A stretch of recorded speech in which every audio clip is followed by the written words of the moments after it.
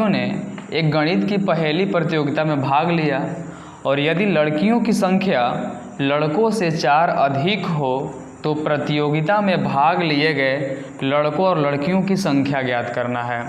इसमें देखिए 2 हैं छात्र, एक लड़का है और लड़की हैं, कुछ लड़के और कुछ लड़की हैं। तो 10 विद्यार्थी टोटल मिलाकर के हैं। लड़का और लड़की मिलाकर कितने हैं? टोटल 10 हैं। और इसमें बताया जा रहा है कि लड़कियों की संख्या जो है लड़कों से 4 अधिक है। तो हमको इसको ग्राफीय विधि से हल करके ज्ञात करना है कि कितने लड़के हैं और कितनी लड़कियां हैं। तो ऐसे प्रश्नों को जब 2 हमको दिया रहे, यानी एक लड़का और लड़की का ज्ञात करना हो, चाहे एक सेब और चाहे अनार का ज्ञात करना हो, इस प्रकार के 2 अगर ज्ञात करना हो तो इसको हम 2 चर वाले रैखिक समीकरणों के अनुसार इसको ज्ञात करते हैं। तो सबसे पहले इसमें हम 2 चर मान लेते हैं। तो हमको लड़कों और लड़कियों की संख्या ज्ञात करना है, तो हम लड़कों को ही पहले मान लेते हैं। तो चलिए देखिए, सबसे पहले हम क्या करेंगे, तो माना कि जो ज्ञात करना रहता है उसको सबसे पहले हम x और y मान लेते हैं। तो लड़का और लड़की ज्ञात करना है संख्या, लड़कियों की संख्या। तो माना कि जो है पहेली प्रतियोगिता में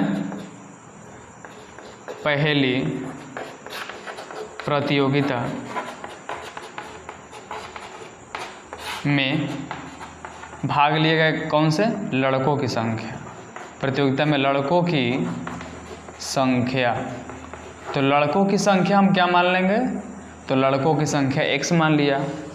अब लड़कियों की संख्या मानना हो तो लड़कियों की संख्या जो हम मान लेंगे वह y मान लेंगे। लड़कियों की संख्या क्या मान लिए? y मान लिए। अब देखिए यहाँ पे मेरा क्या हो गया, लड़कों की संख्या x और लड़कियों की संख्या हम y मान लिए, यानी लड़का टोटल x को हैं और लड़कियां जो हैं वह y हैं। तो अब चलिए इसको हम ज्ञात करते हैं। तो अब प्रश्न के अनुसार इसको हम हल करेंगे। प्रश्न जिस प्रकार कहता है उस प्रकार हम सबसे पहले इसको मान लेते हैं। बोल रहा है कक्षा 10 के 10 विद्यार्थी हैं। तो 10 विद्यार्थी कौन कौन हुए? लड़कों और लड़कियों की संख्या मिलाकर टोटल 10 हुए। तो टोटल मिलाकर 10 विद्यार्थी हैं। तो लड़का प्लस लड़की मिलाकर ही ना 10 हुए। तो लड़का x था और लड़की y थे। तो कितना टोटल मिलाकर हो गए? 10 हो गए। तो यह मेरा जो है समीकरण फर्स्ट हो गए। अब फिर पुनः प्रश्न से मेरा समीकरण पहला तैयार हो गया। तब पुनः जो है प्रश्नानुसार, चाहे पुनः प्रश्न से भी लिख सकते हैं। तो पुनः प्रश्न से अब देखिए, अब आगे प्रश्न पढ़ते हैं कि यदि लड़कियों की संख्या लड़कों से 4 अधिक है। देखिए इस प्रकार अधिक और कम बोले तो दोनों को दो तरफ मान लेते हैं। लड़का को एक तरफ एक साइड और लड़की को एक साइड मान लेंगे। कहीं भी इधर भी y मान सकते, इधर भी x मान सकते, आपकी मर्जी। तो बोल रहा है कि लड़कियों की संख्या जो है लड़कों से 4 अधिक है। तो देखिए इसमें हम क्या करेंगे, इसमें लड़कियों की संख्या लड़कों से 4 अधिक है तो हम किस में अधिक करेंगे? लड़कों में 4 अधिक कर देंगे। क्योंकि लड़की 4 अधिक है तो हम किसको अधिक करेंगे? लड़कों की संख्या। तो इसमें लड़का टोटल कितने हैं? तो टोटल लड़के जो हैं x हैं, तो इसमें हम 4 अधिक कर दिए।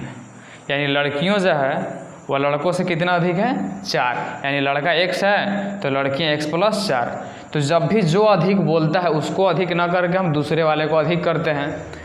तो बोल रहा है कि लड़कियों की संख्या लड़कों से 4 अधिक है। तो लड़की 4 अधिक था तो हम लड़का में 4 अधिक किए, क्योंकि यहाँ बीच में बराबर का चिन्ह है। सपोज दैट मान के चलिए यहाँ पे एक तरफ लड़का 3 है और यह जो है कितने 7 हैं। तो यदि जो है यह लड़की है ये लड़के हैं, तो लड़की जो है 7 है, ये 3 है, तो कितने अधिक हैं? 4 अधिक है। इस दोनों को हमको बराबर करना होगा। तो बोल रहा है कि लड़की 4 अधिक है कि नहीं, तो हम इसमें 4 नहीं जोड़ करके हम इसमें 4 जोड़ेंगे। क्यों जोड़ेंगे? क्योंकि बीच में बराबर का चिन्ह है तो हमको दोनों को बराबर करना है। ये 4 अधिक है तो इसको हम 4 अधिक कर देंगे तो दोनों क्या हो जाएगा? इधर भी 7 हो जाएगा और इधर भी 7 हो जाएगा। तो इसलिए जो हम इसको बराबर ऐसे करते हैं। बराबर करने के लिए लड़की 4 अधिक है तो लड़कों को 4 अधिक कर देते हैं, और लड़कियाँ अगर 4 कम होती तो हम लड़कों को हम 4 कम कर देते हैं। यानी जो बोलता है उसमें ना गुना करके चाहे जोड़ करके हम दूसरे में जोड़ देते हैं। तो लड़कियां 4 अधिक थी लड़कों से तो हम लड़कों को 4 अधिक कर दिया। अब देखिए x और y को एक तरफ ला दिए, तो प्लस वाई इधर आया तो माइनस वाई हो गया, और यहाँ +4 था इधर आया तो -4 हो गया। तो यह समीकरण सेकेंड हो गया। अब मेरा समीकरण 1 और मेरा समीकरण 2 तैयार हो गया। तो इसको हम ग्राफीय विधि से देखिए कैसे हल करते हैं। तो पहले हम समीकरण 1 से लेके चलें। समीकरण 1 से मेरा समीकरण x + y पहला है। तो इसमें देखिए हम क्या करेंगे, एक बार y के जगह मान लेंगे और एक बार x की जगह कुछ मान लेंगे। तो यदि हम y बराबर 0 मान लिया तो x बराबर कितना हो गया, तो y का मान 0 तो x बराबर कितना हो गया, 10 हो गया। उसी प्रकार यदि हम मान लेंगे, यदि x बराबर 0 मान लिया, यानी जहाँ x था वहाँ पे 0 मान लिया, तो y बराबर कितना हो जाएगा, 10 हो जाएगा। यानी कि हमारा समीकरण 1 का 2 ग्राफ तैयार हो गया। y की जगह आप 1 2 कुछ भी मान सकते हैं। यदि 1 यहाँ मानेंगे तो +1 इधर आए तो -1 हो जाएगा, यानी 10 में से घटा 9 हो जाएगा। तो उस प्रकार ज्ञात कर सकते हैं। जैसे मान के चलिए, यदि आप x की जगह हम 2 मान लिए, x की जगह कितना मान लिए, 2 मान लिए, तो यहाँ पे क्या हो जाएगा, तो x की जगह 2 लिख लिया प्लस y बराबर 10, यानी कि y बराबर क्या, +2 इधर आया तो -2, 10 में से 2 घटा 8। इसको हम जो है टेबल बना लेंगे। तो इस प्रकार इसका टेबल तैयार कर लिए सारणी। तो x और y, देखिए हम y की जगह 0 माने थे तो x की जगह 10 आया था, और जब x की जगह 0 माने थे तो y की जगह 10 आया था, और जब x की जगह 2 माने तो y की जगह कितना आया था, 8 आया था। तो पहला का तो हमारा टेबल तैयार हो गया। अब चलिए दूसरा का तैयार करते हैं। दूसरा जो है, देखिए मेरा समीकरण यहाँ पे ध्यान से देखिए, दूसरा क्या है, x - y बराबर -4 है। तो समीकरण 2 से, तो मेरा समीकरण 2 जो है वह x - y बराबर -4 है। तो इसको हम क्या करेंगे कि x बराबर, देखिए यहाँ पे आप कुछ भी रख सकते हैं। तो यदि आप y बराबर 0 मान लिए, किसके बराबर 0 मान लिए, y बराबर 0 माने तो y की जगह 0 हो गया, तो x बराबर कितना आ गया, -4। यदि आप x की जगह 0 मान लिए, यदि आप x की जगह 0 माने तो y की जगह क्या होगा, तो माइनस, देखिए x की जगह 0 तो -y बराबर -4, तो माइनस माइनस कट गया, यानी इसको टेबल तैयार कर लिए। x y की जगह कितना था, देखिए 0 माने थे तो कितना हुआ, x की जगह -4 हुआ। और इसको चलिए बड़ा तैयार कर लेते हैं।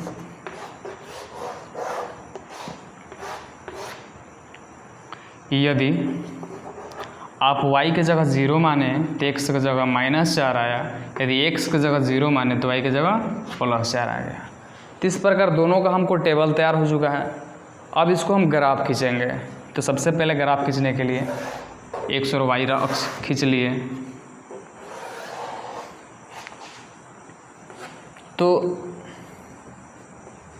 देखिए यहाँ पे हम मान लिए 1 2 3 4 5 6 7 8 9 10 मान लिए। इसी प्रकार बराबर रहता ग्राफ का कॉपी आप लोग को मिलेगा पेज एग्ज़ाम के समय, तो उसमें आप खींच लीजिएगा -1 -2 -3 -4 -5 -6 -7, इधर भी -1 -2, सॉरी इधर देखिए प्लस में होता है, इधर x मान लेते हैं, इधर x डैश मान लेते हैं, इधर y मानते हैं, इधर y डैश मानते हैं। तो 1 2 3 4 5 6, इधर -1 -2 -3 -4 -5 -6 -7, ऐसे। तो देखिए यहाँ पे x में मेरा कितना है, 10 है, तो y में 0। हम देख रहे हैं यहाँ पे हमारा x में 10 कहीं दिखाई नहीं दे रहा है, इसीलिए इसको हम मान लेते हैं, जो छोटा अंक मान लेते हैं। यहाँ पे 0 मानने से जो है मेरा x का मान कितना आ रहा है, 10 आ रहा है। तो 10 हमारे ग्राफ में नहीं है, इसीलिए यहाँ पे ऐसा हम अंक मानते हैं जिसको मानने से इसका मान जो है x का मान कम है। तो यदि हम मान लेते यहाँ पे y की जगह 4 मान लेते, ध्यान से देखिएगा, आप कुछ भी मान सकते हैं। यदि y के जगह 4 माने तो x + 4 = 10।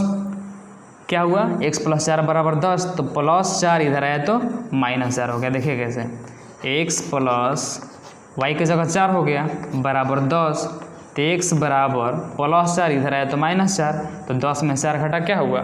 6 हो गया। x बराबर कितना आ गया मेरा?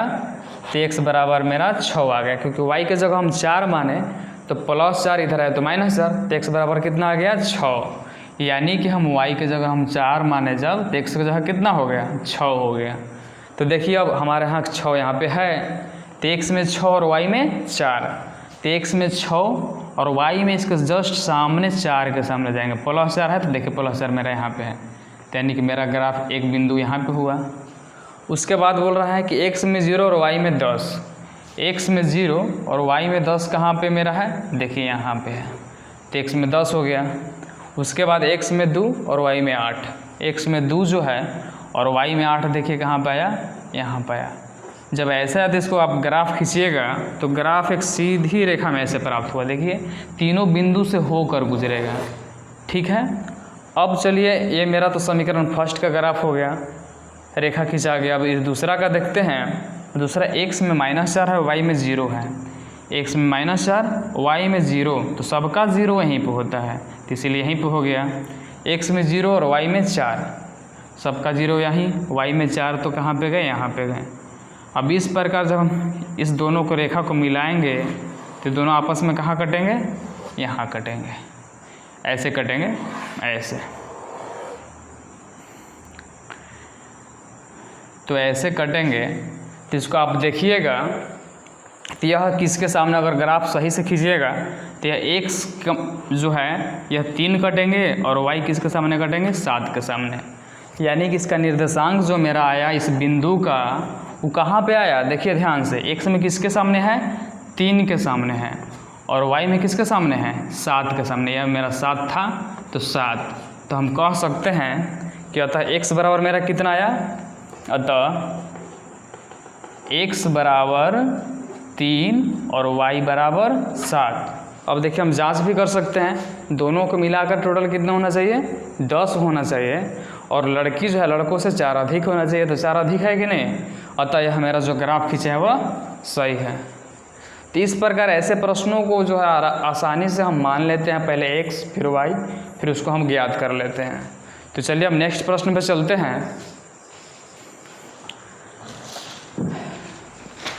नेक्स्ट प्रश्न कह रहा है